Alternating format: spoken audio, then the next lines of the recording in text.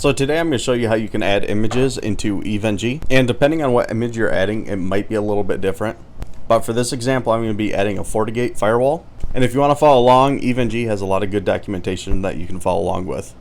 Okay, so the first thing that we're going to do is SSH into our EVE-NG box. So SSH root at the IP address. There we go. Okay, so I'm going off their documentation, which if you want to check it out, it's pretty good. So I'm just going to copy and paste some of these commands. The first thing that we're going to do is make a new directory for our image. And hit enter.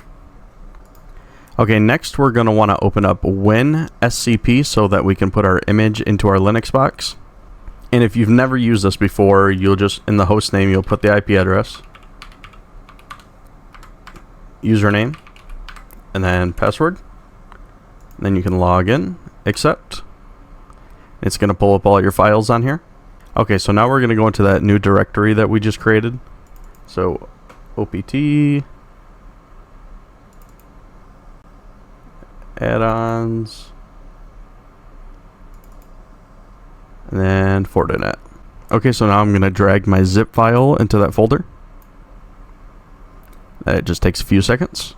Okay, so now if we go into that directory, we should be able to see it. And there it is. Okay, so now we can unzip this file with unzip, then the file name. Now you'll see the unzip file. Okay, now we're going to rename the file. So move the file name, and then the new file name, I'm just going to paste it in here from the documentation. Enter. So there we go, we got the new file name on there. Okay, now we can remove the zip file because we don't need that anymore. Now we just have the one file in the folder. Okay, so the next thing that we have to do is fix the permissions, and I'm just going to paste in the command here. There it is. Hit enter. This is going to take a few seconds. Alright, so we can set up a new lab right here. Add new lab, and I'm just going to name this test lab. Hit save. Now we can see if our Fortinet firewall is in here. So we can right click, click on node, scroll down and look for Fortinet. There it is right there. And then we should be able to keep everything as default. Hit save. And now we should be able to right click on it and hit start.